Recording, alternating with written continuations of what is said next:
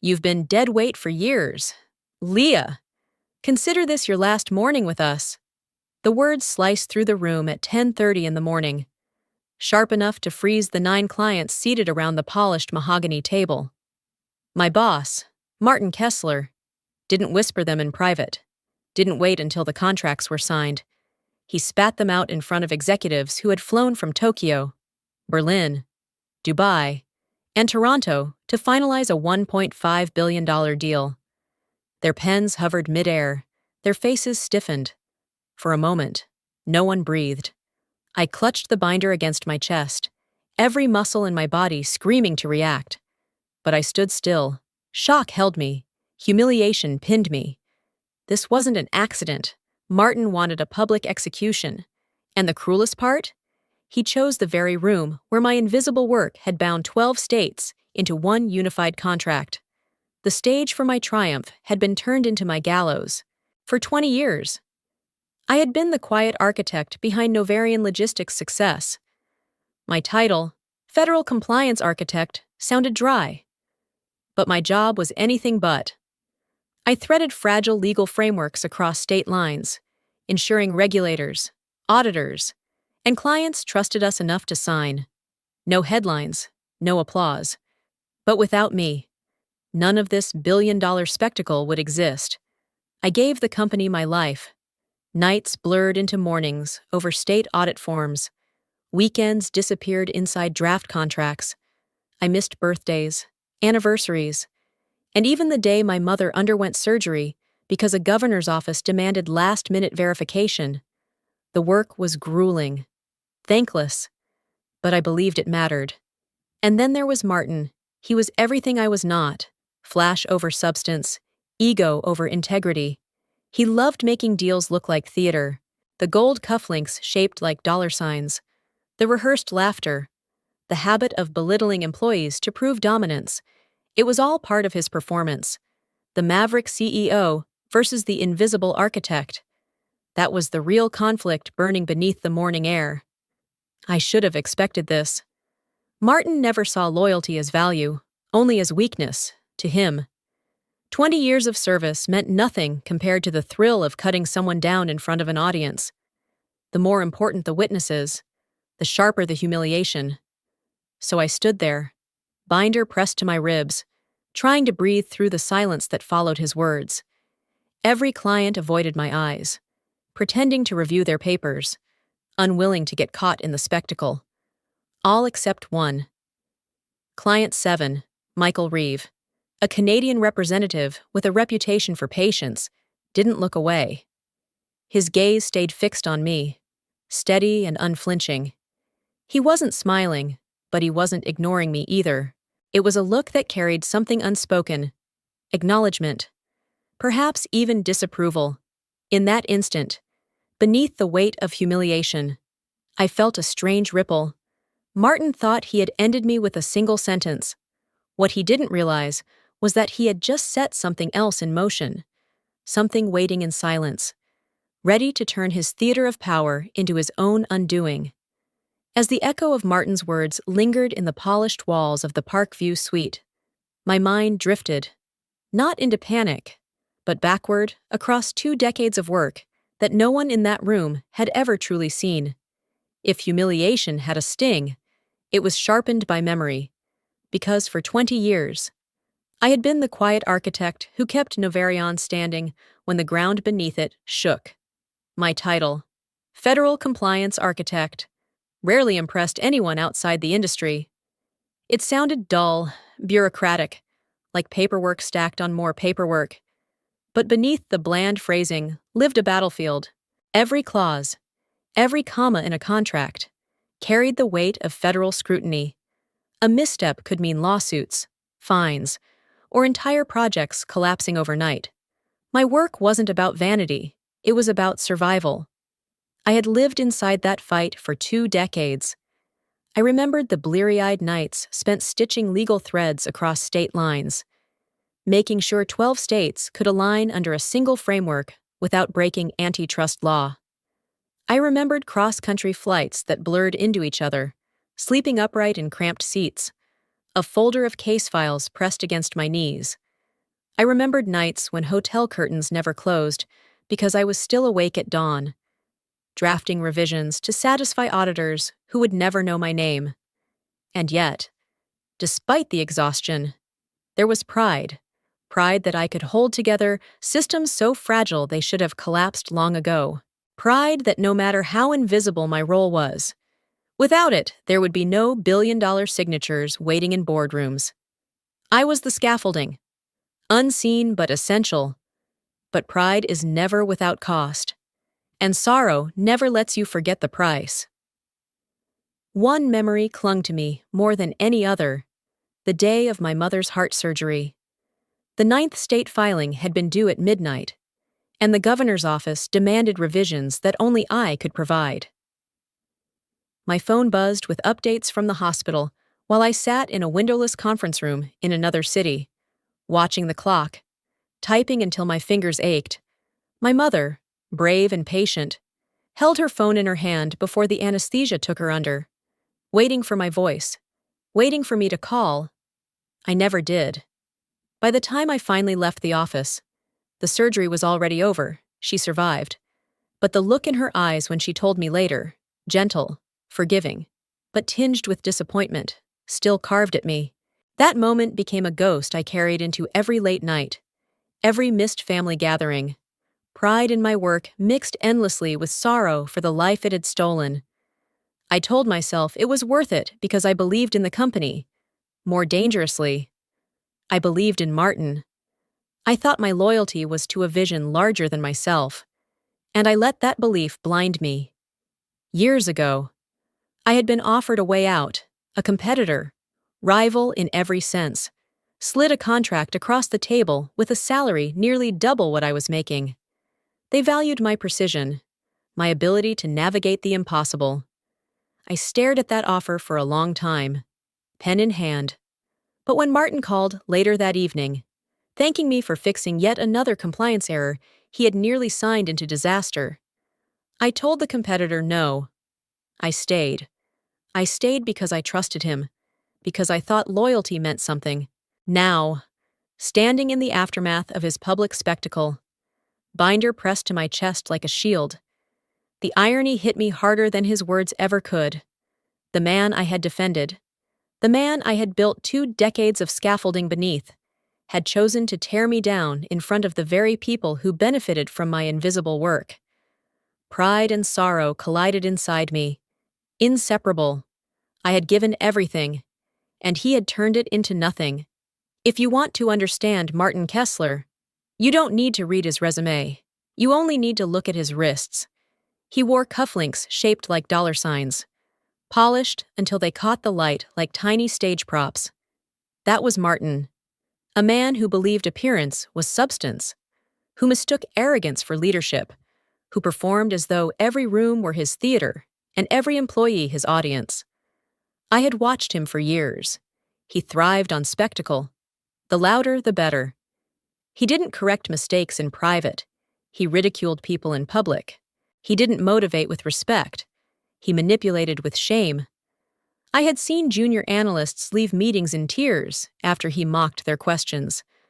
I had seen seasoned managers shrink into silence when he cut them off mid-sentence, laughing as though their input were nothing more than background noise. For Martin, humiliation wasn't collateral damage, it was strategy. To him, power meant watching others squirm, and the higher the stakes, the more he relished it. I could never stomach it. My work thrived in precision, in details invisible to most. His thrived in noise. He thought deals were won with grand gestures and champagne toasts. I knew they were held together by commas in contracts, clauses tucked into legal filings, and endless hours of unglamorous labor. We lived in opposite worlds, and yet my work kept his world from collapsing. That contradiction haunted me. It was clearer than ever that morning at the Parkview Hotel. Martin strutted across the conference room like he owned not just the company, but the people breathing inside it. He fired me with the same careless flourish he used to order wine, and the 9 global clients saw only the performance, not the invisible scaffolding I had carried for 20 years. It disgusted me to think how often his bravado masked failure. There was one incident, years earlier, that no one ever learned about. A $400 million contract with a Midwestern consortium had been rushed to his desk. Martin, too busy rehearsing a speech for investors, signed it without reading the fine print.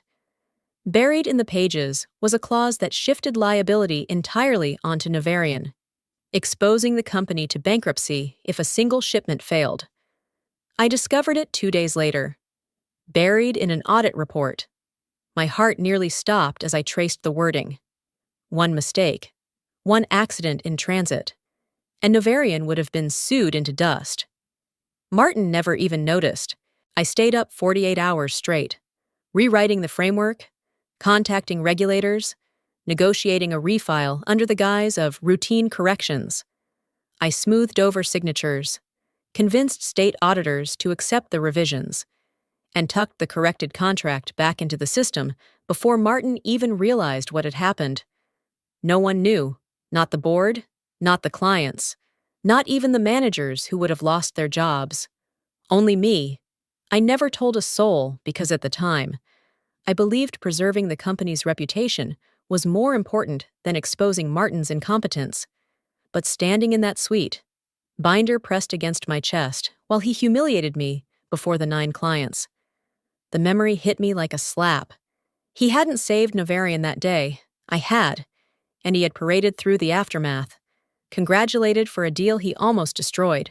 That was Martin in essence, shallow enough to flaunt dollar signs on his wrists, careless enough to gamble hundreds of millions, cruel enough to humiliate the one person who had kept his empire standing. The disgust that swelled in me was different from humiliation. It was sharper, clearer, for the first time. I saw him not as the boss I had once trusted, but as a hollow figure propped up by the labor of others. Moral clarity cut through the fog of loyalty. Martin Kessler was not a leader. He was a liability dressed in expensive cufflinks. And as I stood there, I realized something else. His theater of power would not last forever. Every performance ends when the stage lights dim. The room was never silent. Not truly. Even in the pause after Martin's declaration, I could hear the faint hum of air vents, the shuffle of polished shoes, the dry click of fountain pens against contracts. But beneath those small sounds ran a current, unease, thick and heavy, threading through 9 international figures who had flown across oceans to sit at that table.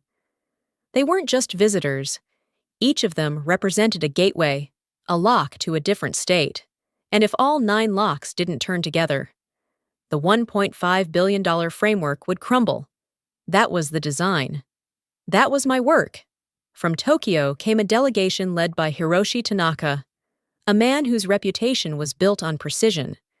He adjusted his glasses as Martin laughed, the gesture small but tense, as if every careless word thrown into the air added weight to his calculations.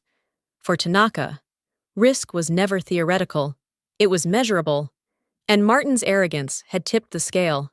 From Dubai sat Aisha Rahman, her dark eyes sharp, her file folder color-coded to perfection.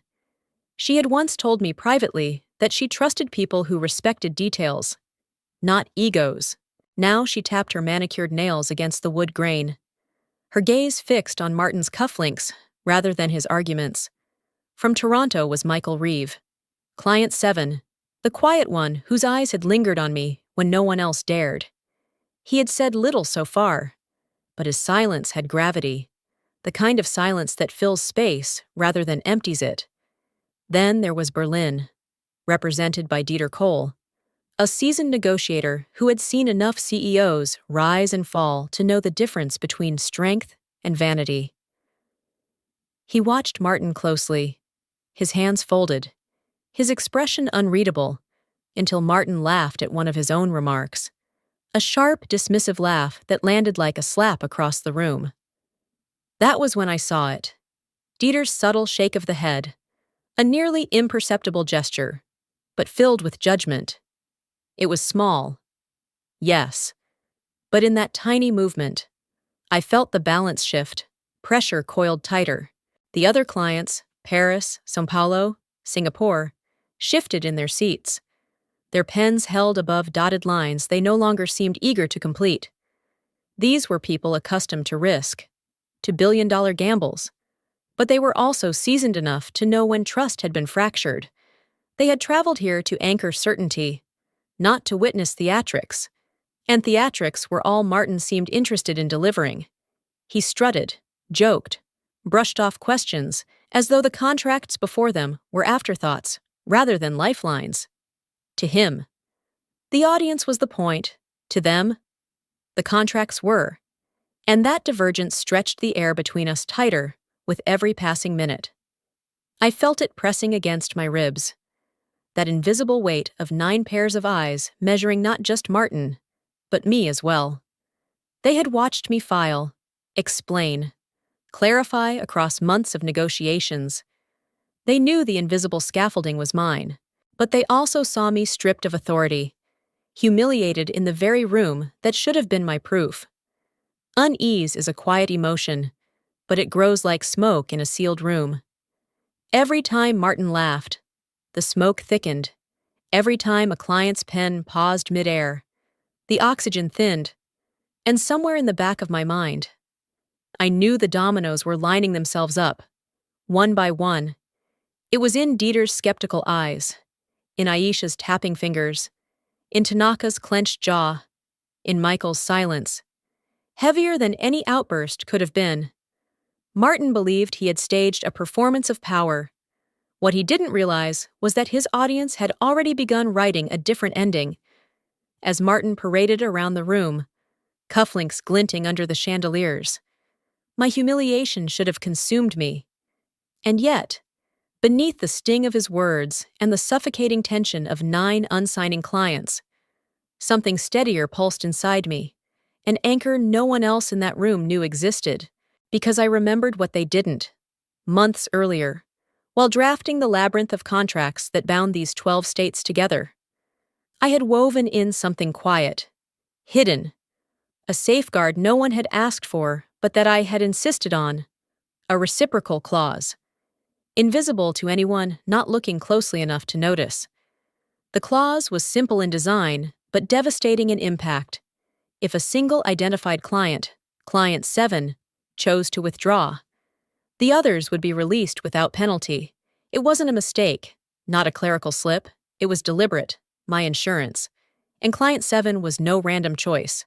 Michael Reeve, soft-spoken, methodical, cautious to a fault, he was the one figure who didn't bend easily to showmanship. I had marked him as the anchor point, the domino that, if tipped, would send the others tumbling.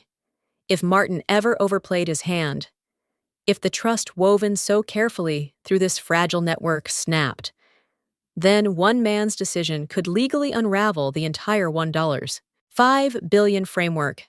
Martin thought power meant spectacle. I knew it meant leverage. The cost of embedding that clause had been high, though no one saw it. I still remembered the night it came together. The night I lost something I could never recover. My son's 9th birthday. Divorced, raising him on my own. I had promised him I'd be there, just a simple cake.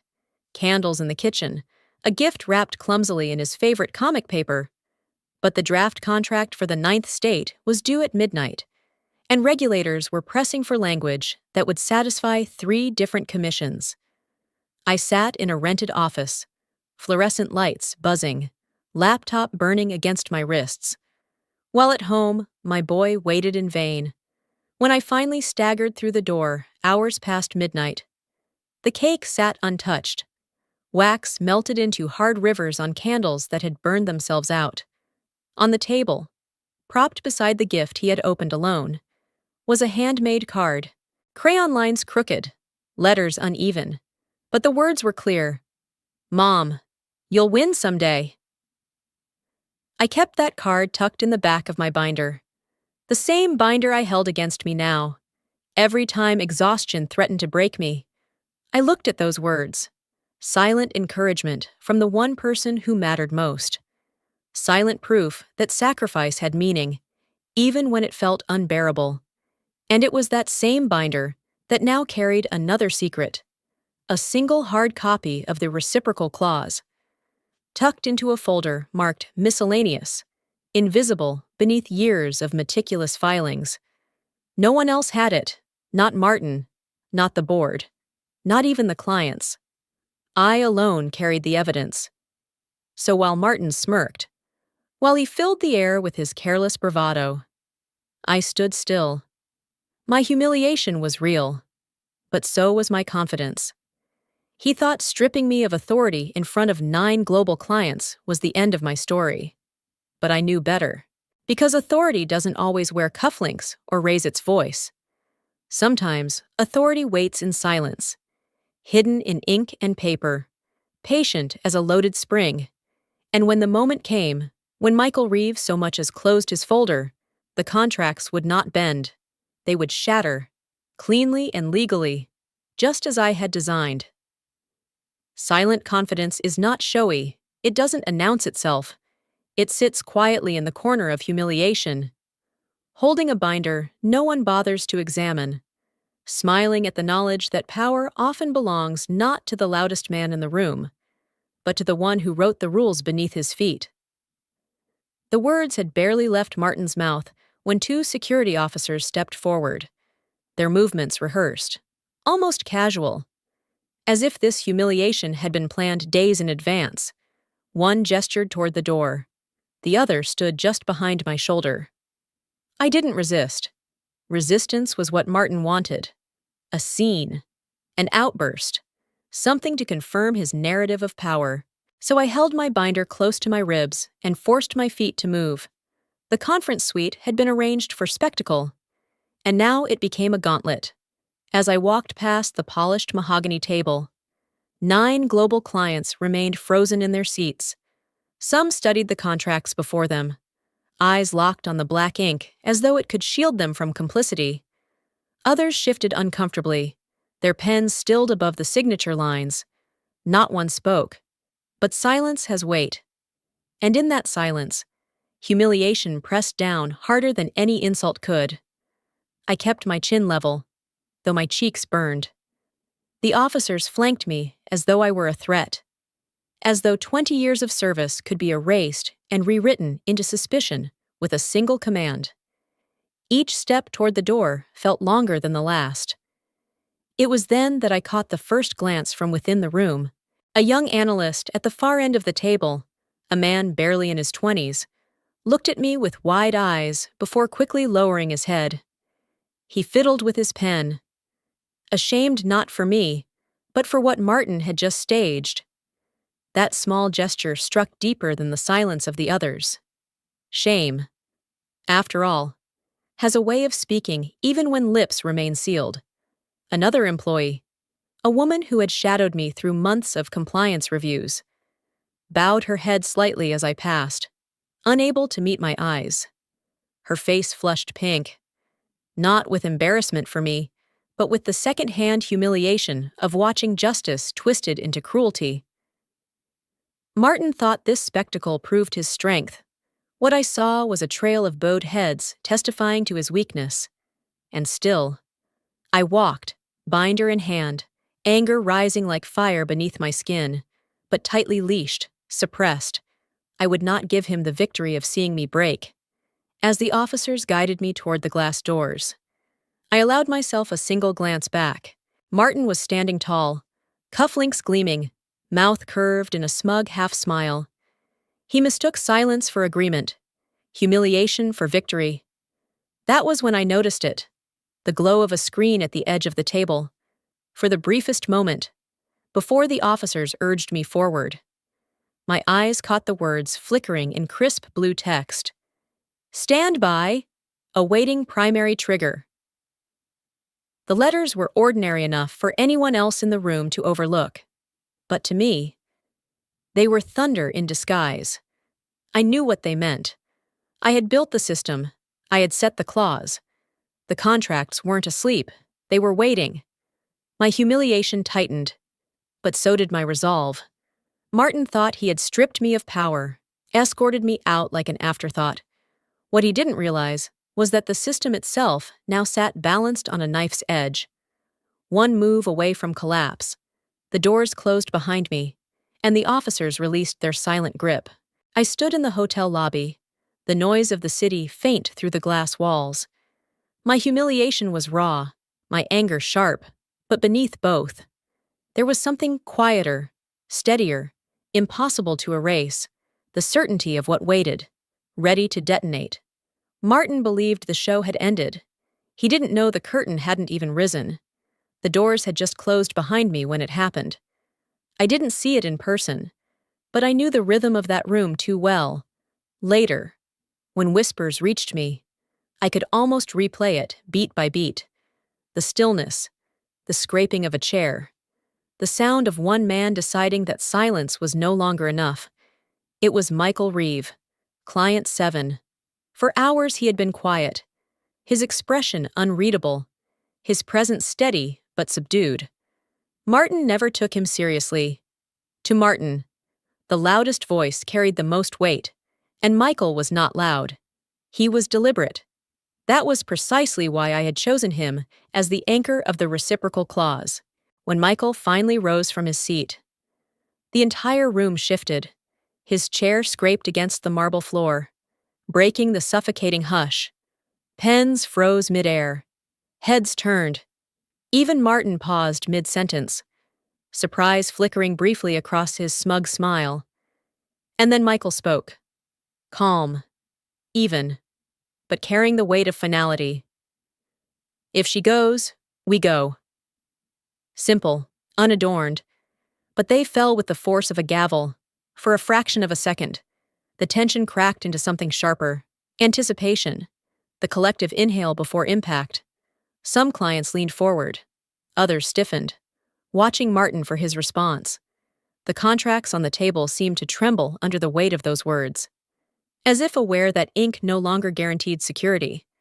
But Martin, true to form, laughed, a short, dismissive chuckle. He waved his hand as though brushing away a nuisance. One client doesn't make or break $1 billion deal, he said, his voice carrying a false confidence honed through years of theater. The other 8 know the value of moving forward. We'll survive without Toronto. His arrogance filled the room, a puff of air into a balloon already stretched thin. For a moment, the others hesitated. Maybe, just maybe, they would stay seated. Maybe Martin was right. Maybe the contracts would hold. False hope. That was Martin's favorite weapon. And for a fleeting second, he almost believed it himself. But Michael didn't sit back down. Instead, he reached into his briefcase with deliberate calm and pulled out a sealed envelope. He placed it neatly on the mahogany table. The sound of paper against wood louder than any shout. "This is not a bluff," he said evenly. "Our withdrawal has been signed and prepared, effective immediately." The envelope sat like a detonator in plain view. His company's seal was stamped in red wax across the fold, his signature already dry on the withdrawal letter. It wasn't anger. It wasn't impulse. It was strategy, calculated, intentional, irreversible. The anticipation in the room thickened. The silence was no longer passive. It was loaded, waiting to see who would follow. Martin's smile faltered for the first time that morning. He hadn't expected preparation. He hadn't anticipated that someone as quiet as Michael would come armed not just with words, but with a preloaded trigger. The cufflinks on his wrists gleamed as he gripped the edge of the table harder than he meant to. 8 pairs of eyes turned from Martin to Michael, then back again. They weren't looking at the CEO for reassurance anymore. They were studying the envelope, the seal, the calm certainty of the man who had placed it there. Michael didn't need to shout. He didn't need to gesture. He had placed proof in the open. This wasn't theater, it was real, and the clients knew it. In that moment, the domino wobbled. The first piece of the chain I had written months before began to tilt. No one else in that room understood the magnitude yet. They thought it was about one client, one decision. Only I knew, because I had built it, that when Michael tipped, The rest could not remain standing. Anticipation is a fragile thing. It tightens the chest, sharpens the air, and makes every second feel longer than it is. And in that suite, as the envelope rested on the table like a silent threat, everyone felt it. The first domino had begun to fall. The envelope lay between Michael Reeve and Martin like a live charge, red wax catching the chandelier's light. For a moment, no one moved. The silence stretched thin, each second vibrating with the threat of collapse. Then it happened. Michael slid the envelope across the table and pushed back his chair. He didn't need to say another word. The weight of his withdrawal rippled outward, invisible but immediate. The reciprocal clause I had buried months ago awoke inside the network of contracts, shifting each signature into limbo. One by one, the signs appeared. A client from Tokyo closed his laptop with a decisive click, the sound sharp as a gavel. His pen stopped above the dotted line and was set down gently on the table, as if acknowledging that the paper in front of him no longer held power. From São Paulo, another client leaned back, whispering something in Portuguese to his aide before sliding his contract folder shut. The air grew heavier, thicker, as though every breath carried the weight of billions. Aisha Rahman from Dubai hesitated. Her pen hovered, her brow furrowed. She tapped her nails against the wood grain again, a nervous metronome in the tense silence. Martin saw it. Hesitation, a flicker of uncertainty, and lunged at it like a drowning man clutching driftwood. "Wait!" he barked, his voice sharper than he intended. "We can renegotiate. Terms can be adjusted. This doesn't have to end here." His words spilled out too fast, too desperate, for the first time. The performance cracked. The CEO, who thrived on control, sounded like a man begging for it, and for a fraction of a second, hope glimmered. Aisha looked at him, pen still in hand. The room held its breath. Maybe she would sign. Maybe one client's hesitation could slow the collapse. Maybe Martin's empire wasn't doomed after all. False hope. It always came before the fall. The sound that broke it wasn't loud. It was deliberate. Dieter Kohl from Berlin, the man who had shaken his head at Martin's earlier mockery, leaned forward. He placed his laptop squarely on the table, turned it so everyone could see the screen, and pressed a single key. The words appeared in stark black and white, projected onto the blue glow of the system. License revoked across 12 states. The domino tipped, and then it toppled everything. Chaos erupted. Pens clattered onto the table as clients shoved back chairs. Contracts, once sacred, now looked like scraps of paper. Assistants scrambled to gather files, whispers in multiple languages colliding into a storm of noise. Martin's face drained of color. His cufflinks, so smugly polished that morning, caught the light with every trembling movement of his hands. He sputtered. Words tangled in his throat. This isn't binding. This is a misunderstanding." But the evidence glowed on Dieter's screen. Undeniable, irrevocable. The licenses that bound 12 states together were gone. The reciprocal clause had snapped the chain. What Martin thought was one client walking away had become a legal detonation, unraveling every connection, every permit, every foundation holding $1.5 billion aloft. He lunged again, this time at Dieter. "You don't want this. Think of the opportunity you're destroying." But Dieter simply closed the laptop with finality, the sound like a lid slamming shut on a coffin. Panic stripped Martin of his polish.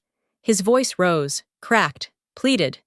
"We can fix this. We can rewrite. We can delay. Just give me." No one answered. Tokyo had left the table. São Paulo was already on the phone. Aisha from Dubai, once hesitant, capped her pen and slid the contract into her folder without another word. The suite that had begun as a stage for triumph dissolved into chaos. Chairs scraped, doors opened, translators whispered frantically. The empire Martin thought indestructible collapsed in minutes, undone by arrogance, by spectacle, and by one quiet clause written by the woman he had humiliated, and as panic etched itself across his face. Martin finally realized the performance was over and there was no encore. The lobby of the Parkview Hotel was nothing like the chaos that had just erupted upstairs, where the conference suite had cracked open into noise and panic. The lobby was a cathedral of quiet marble and glass. Every sound echoed: the tap of my shoes on the floor, the murmur of clerks behind the reception desk, the distant hum of the city beyond the revolving doors. And then I saw it. The clock. A massive, brass-framed clock mounted above the entrance. Hands steady, deliberate, impossible to ignore. The face read 10:45 a.m. Exactly 15 minutes after Martin had fired me in front of 9 global clients. 15 minutes. That was all it had taken for the scaffolding to shift, for the system to recognize the trigger, for contracts worth $1.5 billion to begin their collapse. 15 minutes from humiliation to reckoning. I stopped walking for a heartbeat, binder clutched against my side, and let the image brand itself into me. I had been escorted out like a criminal, stripped of dignity by a man who thought power meant spectacle. But the clock, unfeeling and impartial, testified otherwise. It marked the time, etched in brass and silence, as if reminding me that truth doesn't require applause, it only requires patience. Cold clarity washed over me. Anger no longer throbbed hot under my skin. It cooled, sharpened, crystallized. I didn't need to shout, didn't need to run back upstairs and announce what was already unfolding. The reciprocal clause had been planted long before this morning. It was ink and law and time itself doing the work now. Martin's panic would bloom upstairs without my presence, his empire collapsing while I walked calmly through marble halls. That was the difference between his power and mine. His demanded attention. Mine endured in silence. I moved again, steps measured, shoulders straight. Every detail of the lobby seemed suddenly symbolic. The polished stone reflected light in fractured lines, like the cracks spreading invisibly through Novarian's foundation. The revolving doors spun slowly as guests entered and left. The cycle of faces, a reminder that no leader is permanent, no empire immune to replacement. And then, as if the scene demanded a final punctuation mark, it appeared. At the far wall stretched the CEO Gallery, a display of oil portraits and glossy photographs capturing Martin's ascent. His grin, his champagne toasts, his staged handshakes with governors and senators, dozens of frames, curated to project stability and dominance. But as I passed, one portrait no longer hung straight. A young employee, barely older than my son, stood on a small ladder with a screwdriver in his hand. His uniform jacket looked too big on him, sleeves swallowing his wrists. He worked quickly, carefully, loosening the brackets that held Martin's most recent portrait, the grand one with the dollar-sign cufflinks gleaming against a navy suit. The employee glanced around nervously, then back at the frame, his face flushed. Not with fear, but with determination. And as I walked past, his eyes flicked to mine, just for a second, a silent acknowledgement. Then he lifted the portrait from its hooks. The image of Martin Kessler tilted, wavered, and was pulled free. He carried it down the ladder, clutching the heavy frame awkwardly in his arms, and disappeared through a side door. I didn't smile, I didn't stop, but the timing could not have been more precise. Upstairs, contracts dissolved and reputations burned. Downstairs, the clock struck 10:45 a.m., and Martin's image was literally stripped from the wall. Cold control, symbolic justice, no shouting required. I walked on, binder in hand, through the lobby's sunlight-streaked glass, knowing the world had just shifted. The revolving doors spun behind me, sealing off the marble hush of the lobby. Outside, The city carried on as if nothing had happened. Cars hissed through wet pavement. Horns blared in frustration, and the sky above the park view shimmered with the flat gray light of a late morning. To anyone else, this was just another Tuesday. But to me, it was the moment I had been waiting for. I crossed the plaza slowly, binder pressed against my side. My humiliation had cooled into something else, something steadier, calmer. The chaos upstairs no longer clung to me. I had left Martin's theater behind, and what remained was the quiet knowledge that truth always finds its way to the surface. Halfway across the stone walkway, my phone buzzed, a vibration so ordinary it might have been overlooked. Yet my hand froze before reaching for it. I knew what it was before I even unlocked the screen, and there it was, glowing against the light. Subject: filing acknowledged body. Primary chain confirmed. Case closed.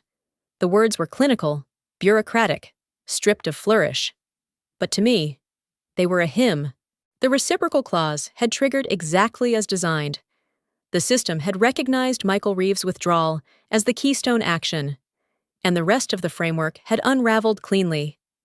12 states released, 9 contracts dissolved, 1 empire undone, all validated in a single email.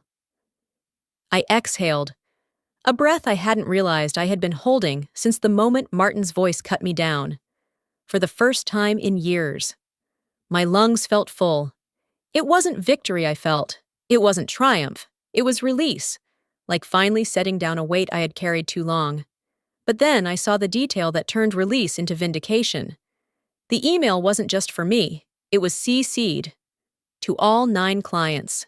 And there, plain in the header for each to see, was my name. Primary filer, Leah Cross.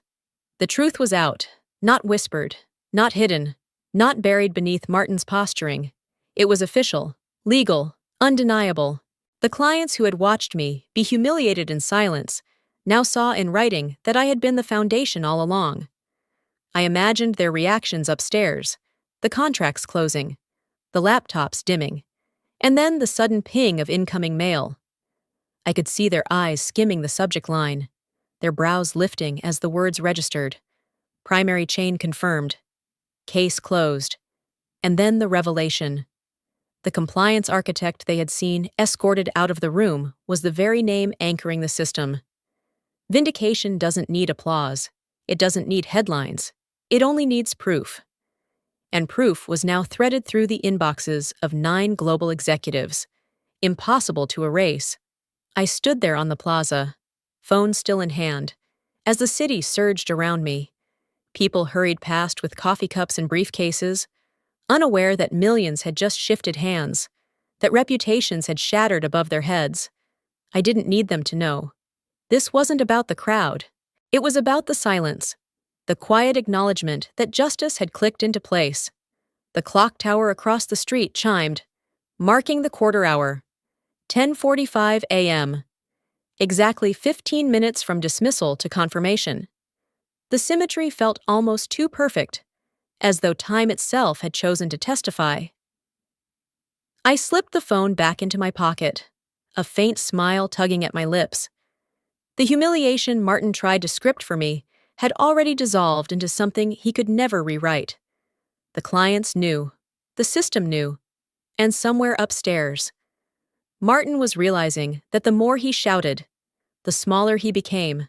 Release is not always loud. Sometimes it's as quiet as an email. Vindication is not always public. Sometimes it's written in black text across a glowing screen, carrying your name farther than any defense ever could. I walked on, binder in hand, lighter than I had been in years, by the time the board convened upstairs. The plaza suite no longer buzzed with contracts and signatures, but with damage control. Word spread quickly, 9 clients gone, 12 states revoked, $1.5 billion evaporated in less than an hour. For the directors of Navarion, there was no time for spin. They demanded answers. Martin entered the boardroom still clinging to his performance mask. His tie loosened, his smile brittle. He stormed in with the same bluster he had used to fire me. He pointed fingers before anyone could speak. "This was Leah Cross's doing," he snapped. "She sabotaged us. She built those contracts to fail. She's been working against me for years." But the room was no longer his stage. The directors sat in silence, faces cold, eyes sharpened. They had already received the email. They had already seen my name in the header. Primary filer, Leah Cross. Proof that the chain was authentic, legal, and beyond his control. Proof that it was Martin's arrogance, not my presence, that had detonated the deal. One director, an older man named Harold Avery, leaned forward, voice measured. "Martin, the reciprocal clause was valid. It's standard in multi-client agreements to protect against forced performance. You signed it. You didn't even read it." Martin's jaw tightened. He slammed his fist on the table. "She planted it. She engineered this whole mess to destroy me." But another director, a woman named Cynthia Lowe, shook her head slowly.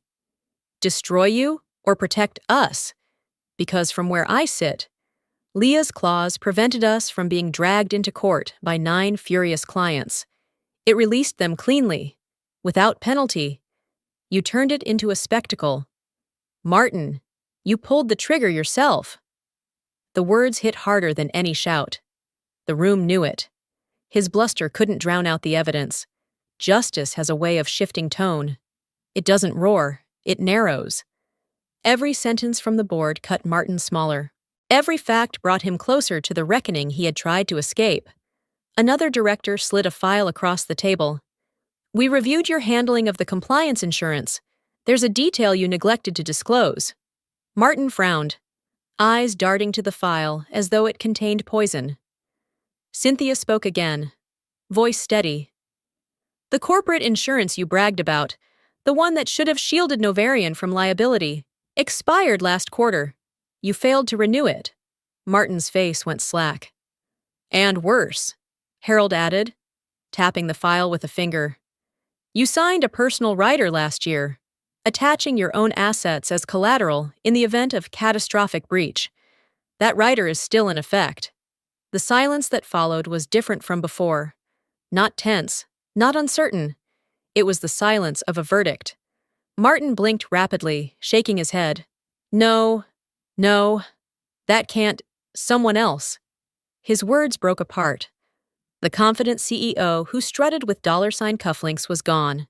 In his place sat a man staring at the ruin of his empire, realizing the cost would come not from corporate funds, but from his own estate. Homes, accounts, reputation, all tethered to the collapse he had orchestrated with his arrogance. Justice does not always arrive in handcuffs. Sometimes it arrives in boardrooms, in contracts, in signatures you didn't bother to read. Reckoning doesn't need an audience of millions. It only needs the right set of eyes to see the truth. And in that room, the truth was undeniable. Martin Kessler hadn't been betrayed. He'd betrayed himself. The heavy glass doors of the Parkview Hotel opened, and I stepped into the city. The crisp air hit me first, cleaner, sharper than the recycled chill of the conference suite. Then came the light. Sunlight spilled across the plaza, golden and steady, falling on my face like an embrace I had waited years to feel. For a long moment, I simply stood there, binder clutched to my side. It had been my shield, my burden, my proof. And now, under the morning sky, it felt like something else entirely, a symbol of honor restored. Behind me, chaos still roared. I could imagine the boardroom fracturing, Martin's voice cracking as he tried to explain the inexplicable, contracts dissolving like paper in water. But I no longer carried that weight. For the first time in decades, I was free of his shadow. Liberation doesn't always arrive with applause. Sometimes it comes in silence, in sunlight, in the knowledge that the truth has already spoken louder than you ever could. I started down the steps, heels clicking against the stone. My humiliation from earlier felt distant now, transformed into something steadier. Each step was lighter than the last, as though 20 years of invisible labor had finally been acknowledged, if not in words. Then, in consequence, I thought of my mother, waiting by her phone on the day of her surgery. I thought of my son, his birthday candles burned down to nothing, his card tucked forever in the back of my binder. Mom, you'll win someday. Someday had finally come. The city moved around me, taxis honking, pedestrians weaving, the steady rhythm of daily life undisturbed by the collapse of an empire. That was the truth of the world. Billions could vanish, reputations could crumble, and still the crosswalk light would change from red to green. But within me, everything was different. I wasn't leaving the hotel as the woman Martin had humiliated. I was leaving as the woman who had written the rules beneath his empire. The woman whose name now lived in every inbox of every client he had just lost. Primary filer, Leah Cross. Then my phone buzzed. I hesitated, almost afraid to break the spell of the moment. But curiosity won. I pulled it from my pocket, shielding the screen from the sun. A single new message glowed across the glass. From Michael Reeve. Call me tomorrow. We'd like you to lead our compliance division. I stopped walking. My breath caught. Not from shock, but from the confirmation that justice had a way of opening doors, even as others slammed shut. This wasn't pity. It wasn't charity. It was recognition. The quiet acknowledgement that my work had always been seen, even when Martin tried to erase it. I closed my eyes, letting the weight of the words settle into me. Tomorrow, a new beginning, a chance not just to survive, but to lead. I took another step, binder pressed tighter against my side. The sunlight caught its worn edges, and I smiled, not the brittle smile of endurance, but the quiet smile of release. For years, I had believed silence was survival. Now I understood silence could also be power. Martin's downfall wasn't my doing alone. It was his arrogance, his blindness, his refusal to see the scaffolding beneath him. All I had done was write the truth into the framework and trust time to reveal it. And it had. As I reached the corner, the city opened wide before me. The future was no longer a shadowy continuation of the past. It was bright, uncharted, and waiting. Liberation isn't loud. Restored honor doesn't always come with applause. Sometimes it looks like a woman walking into the sunlight, binder in hand. Her name finally her own again. If you've ever been underestimated, if you've ever carried invisible weight while someone else claimed the spotlight. This story is for you. Share your thoughts in the comments. Tell me where you're watching from, and let's hear your voice. Don't forget to like this video, share it with someone who needs it, and subscribe to the channel, because stories of justice deserve to be told. And so do yours.